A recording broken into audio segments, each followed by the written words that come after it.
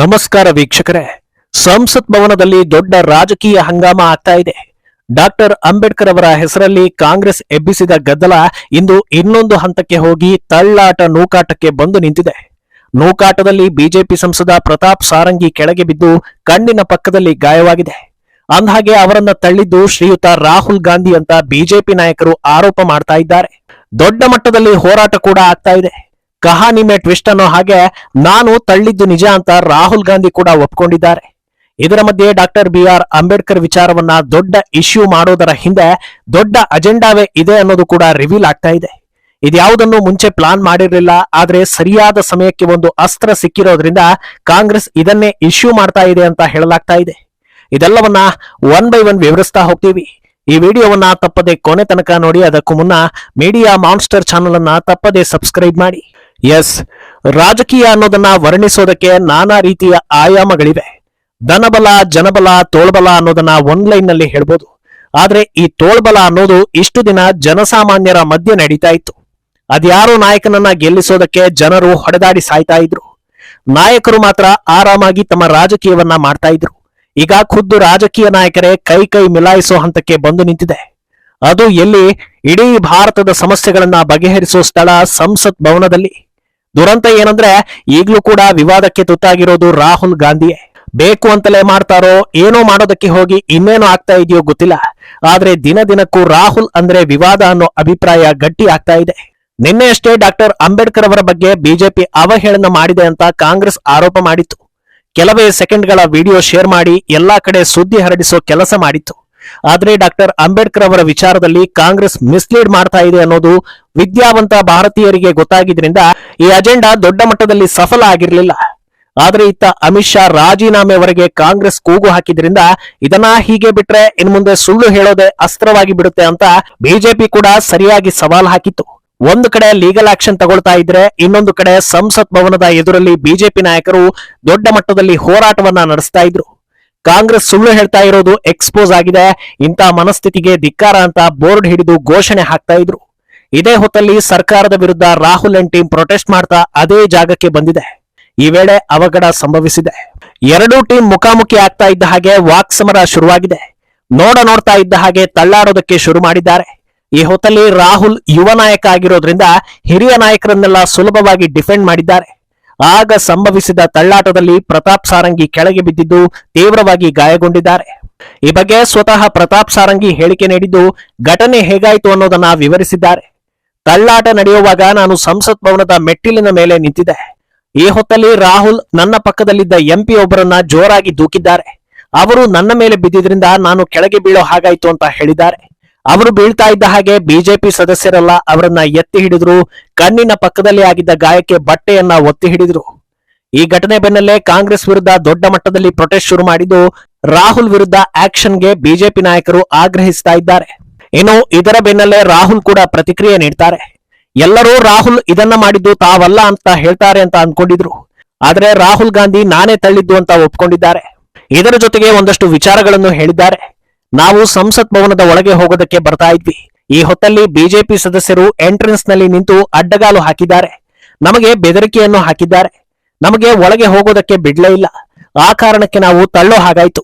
ಬೇಕಿದ್ರೆ ನಿಮ್ಮ ಕ್ಯಾಮೆರಾಗಳಲ್ಲಿ ರೆಕಾರ್ಡ್ ಆಗಿರುತ್ತೆ ನೋಡಿ ಅಂತ ಹೇಳಿದ್ದಾರೆ. ಆಮೇಲೆ ನೂಕು ನುಗ್ಗಲಿಂದ ನಮಗ್ಯಾರಿಗೂ ಏನು ಆಗಿಲ್ಲ ಅನ್ನೋದನ್ನು ಕೂಡ ಹೇಳಿದ್ದಾರೆ. ಇದೆಲ್ಲ ಕಾಮನ್ ಆಗ್ತಾ ಇರುತ್ತೆ ಅನ್ನೋ ರೀತಿಯಲ್ಲಿ ರಾಹುಲ್ ಮಾತಾಡಿರೋದು ಈಗ ಎಲ್ಲಾ ಕಡೆ ವೈರಲ್ ಆಗ್ತಾ ಇದೆ.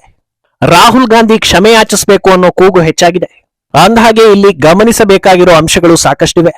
ರಾಹುಲ್ ಗಾಂಧಿ ಸಾರಂಗಿ ಅವರ ಮೇಲೆ ಹಲ್ಲೆ ಮಾಡಬೇಕು ಅನ್ನೋ ಉದ್ದೇಶದಿಂದಲೇ ಹೀಗೆ ಮಾಡಿದ್ದು ಅಂತ ಖಂಡಿತ ಹೇಳೋದಕ್ಕೆ ಸಾಧ್ಯವಿಲ್ಲ. ಹಾಗೆ ಮಾಡಿಯೂ ಇಲ್ಲ.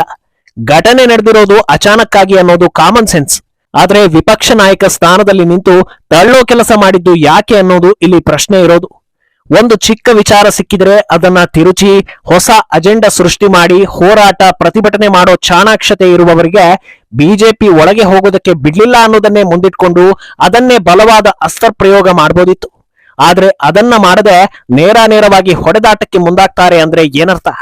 ಒಂದೇ ಸಂಸತ್ ಭವನದಲ್ಲಿ ಹೇಗೆ ವರ್ತಿಸಬೇಕು ಅನ್ನೋದು ಗೊತ್ತಿಲ್ಲ ಅಂತ, ಇಲ್ಲ ಅಂದ್ರೆ ಅಂಬೇಡ್ಕರ್ ಅವರ ವಿಚಾರದಲ್ಲಿ ಸುಳ್ಳು ಹೇಳಿದ್ದು ಬ್ಯಾಕ್ ಫೈರ್ ಆಗ್ತಾ ಇದೆ ಅನ್ನೋ ಫ್ರಸ್ಟ್ರೇಷನ್ ನಲ್ಲಿ ರಾಹುಲ್ ಹೀಗೆ ಮಾಡಿರ್ಬೋದು ಅಂತ ಜನರು ಮಾತಾಡ್ತಾ ಇದ್ದಾರೆ. ಅಂದಹಾಗೆ ರಾಹುಲ್ ರಂಪಾಟದಲ್ಲಿ ಗಾಯ ಮಾಡಿಕೊಂಡಿರೋ ಸಾರಂಗಿ ಅವರ ಹಿನ್ನೆಲೆ ಕೂಡ ಈಗ ವೈರಲ್ ಆಗ್ತಾ ಇದೆ. ಇಡೀ ಲೋಕಸಭೆಯಲ್ಲಿ ಅತ್ಯಂತ ಬಡ ಸದಸ್ಯರು ಅಂದ್ರೆ ಅದು ಪ್ರತಾಪ್ ಚಂದ್ರ ಸಾರಂಗಿ. ಪುಟ್ಟ ಹಂಚಿನ ಮನೆಯಲ್ಲಿ ವಾಸಿಸೋ ಸಾರಂಗಿ ಅವರನ್ನ ಒಡಿಶಾದ ಮೋದಿ ಅಂತಲೇ ಜನರು ಕರೀತಾರೆ.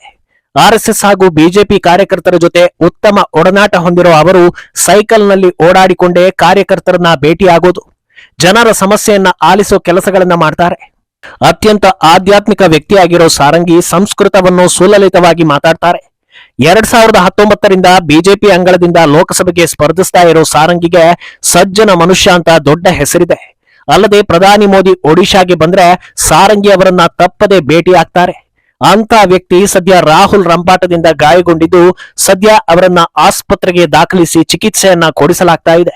ಇನ್ನು ನಾವಾಗ್ಲೇ ಹೇಳಿದ ಹಾಗೆ ಅಂಬೇಡ್ಕರ್ ಹೆಸರಲ್ಲಿ ಇದ್ದಕ್ಕಿದ್ದಂತೆ ಈ ಹೋರಾಟ ಶುರುವಾಗುವುದರ ಹಿಂದೆ ಅಸಲಿ ಸತ್ಯ ಬೇರೆಯೇ ಇದೆ ಅನ್ನೋದು. ಮೊನ್ನೆ one nation one election bill ಮಂಡನೆ ಆಯ್ತು. ಆದ್ರೆ ಕಾರಣಾಂತರಗಳಿಂದ ಅದು ಪಾಸ್ ಆಗದೆ ಜೆಪಿಸಿಗೆ ಹೋಯ್ತು. ಬಿಲ್ ಪಾಸ್ ಆಗದೆ ಇದ್ರೂ ಎನ್ಡಿಎಗೆ ಬಂದಿದ್ದ ವೋಟ್ಗಳು ಇಂಡಿ ಒಕ್ಕೂಟದ ನಿದ್ದೆಗೆಡಿಸಿದೆ. 20 ಸದಸ್ಯರು ಗೈರು ಹಾಜರಾಗಿದ್ರು ದೊಡ್ಡ ಮಟ್ಟದಲ್ಲಿ ವೋಟ್ ಬಂದಿದೆ ಅಂದ್ರೆ ಮುಂದಿನ ದಿನಗಳಲ್ಲಿ ಬಿಲ್ಗಳನ್ನ ತಡೆಯೋದಕ್ಕೆ ಸಾಧ್ಯವಿಲ್ಲ. ಬಲ್ಲ ಮೂಲಗಳ ಪ್ರಕಾರ ಸೊರೋಸ್ ಹೇಳಿದ್ದ ಯಾವ ಅಸ್ತ್ರಗಳನ್ನು ಕೂಡ ಭಾರತದಲ್ಲಿ ಯಶಸ್ವಿ ಮಾಡೋದಕ್ಕೆ ಕಾಂಗ್ರೆಸ್ ಕೈಲಿ ಆಗ್ತಾ ಇಲ್ಲ. ಬಾಂಗ್ಲಾ ಸೇರಿ ಹಲವು ದೇಶಗಳಲ್ಲಿ ಎಲ್ಲವನ್ನೂ ಸುಸೂತ್ರವಾಗಿ ನಡೆಸಿದ್ರೂ ಭಾರತದಲ್ಲಿ ಕಾಂಗ್ರೆಸ್ ಕೈಯಲ್ಲಿ ಏನೂ ಮಾಡೋದಕ್ಕೆ ಆಗ್ತಾ ಇಲ್ಲ. ಇದರಿಂದ ತೀವ್ರ ಮುಖಭಂಗ ಆಗಿತ್ತು. ಈ ಹೊತ್ತಲ್ಲಿ ಏನಾದ್ರೂ ಒಂದು ಗಲಭೆ ಎಬ್ಬಿಸಲೇಬೇಕಾಗಿರೋದ್ರಿಂದ ಅಮಿತ್ ಶಾ ಭಾಷಣದಲ್ಲಿ ಸಿಕ್ಕ ಸ್ಟೇಟ್ಮೆಂಟ್ ಇಟ್ಕೊಂಡು ದೊಡ್ಡ ಮಟ್ಟದಲ್ಲಿ ದೊಂಬಿ ಎಬ್ಬಿಸ್ತಾ ಇದ್ದಾರೆ ಅಂತ ಹೇಳಲಾಗ್ತಾ ಇದೆ. ಅಲ್ಲದೆ ಮೊನ್ನೆಯಷ್ಟೇ Priyanka Robert Vadra Palestine bag ಹಿಡಿದು ಸಂಸತ್ಗೆ ಬಂದಿದ್ರು. ಇದನ್ನ ಭಾರತ ವಿರೋಧಿ ಭಾರತೀಯರು ದೊಡ್ಡ ಮಟ್ಟದಲ್ಲಿ ಬೆಂಬಲಿಸ್ತಾರೆ, ಸಖತ್ತಾಗಿ ವರ್ಕ್ ಆಗುತ್ತೆ ಅಂತ ಅಂದ್ಕೊಂಡಿದ್ರು. ಆದ್ರೆ ಅದ್ಯಾಕೋ ಭಾರತ ವಿರೋಧಿ ಭಾರತೀಯರ ಸದ್ದು ದೊಡ್ಡ ಮಟ್ಟದಲ್ಲಿ ಬರಲೇ ಇಲ್ಲ.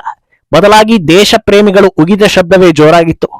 ಇದನ್ನ ಡ್ಯಾಮೇಜ್ ಕಂಟ್ರೋಲ್ ಮಾಡ್ಕೊಳ್ಬೇಕು ಅಂತ ಮಾರನೇ ದಿನ ಬಾಂಗ್ಲಾ ಹಿಂದೂಗಳ ಪರ ಬ್ಯಾಗ್ ಹಿಡಿದು ಬಂದ್ರು ಯಾರು ಕೂಡ ಒಂದೊಳ್ಳೆ ಮಾತನ್ನ ಆಡ್ಲಿಲ್ಲ. ಎಲ್ಲರೂ ಡ್ರಾಮಾ ಅಂತಲೇ ಹೇಳಿದ್ರು. ಈ ಹೊತ್ತಲ್ಲಿ ಇದೆಲ್ಲವನ್ನ ಮರೆಮಾಚೋದಕ್ಕೆ ಒಂದು ಬಲವಾದ ಅಸ್ತ್ರ ಬೇಕಿತ್ತು. ಈ ರೀತಿ ಒಂದು ವಿಡಿಯೋ ಹರಿಬಿಟ್ರೆ 100ರಲ್ಲಿ 5 ಜನ ಖಂಡಿತ ಅದನ್ನ ನಂಬ್ತಾರೆ. ಅಷ್ಟಾದ್ರೆ ಸಾಕು, ಏನೋ ಒಂದು ಮಾಡಬಹುದು ಅಂತ ಲೆಕ್ಕ ಹಾಕಿಕೊಂಡು ಇದೆಲ್ಲವನ್ನ ಮಾಡಿದ್ದಾರೆ ಅನ್ನೋ ಮಾತುಗಳು ಕೂಡ ಕೇಳಿ ಬರ್ತಾ ಇದೆ. ಒಟ್ನಲ್ಲಿ ಸಾರಂಗಿ ಅವರ ಮೇಲೆ ರಾಹುಲ್ಗೆ ಯಾವ ವೈಯಕ್ತಿಕ ದ್ವೇಷ ಇಲ್ಲ. ಉದ್ದೇಶಪೂರ್ವಕವಾಗಿ ಈ ಕೆಲಸ ಮಾಡಿಲ್ಲ ಅನ್ನೋದು ನಿಜವೇ. ಆದ್ರೆ ತಳ್ಳಾಟ ನೂಕಾಟ ನಡೆಸೋ ಮುನ್ನ ಸ್ವಲ್ಪ ಎಚ್ಚರಿಕೆ ವಹಿಸಬಹುದಿತ್ತಲ್ವಾ? ಬಿಜೆಪಿ ಸದಸ್ಯರು ಕೂಡ ತಳ್ಳಾಟ ನೂಕಾಟದಲ್ಲಿ ಭಾಗಿಯಾಗಿರ್ತಾರೆ.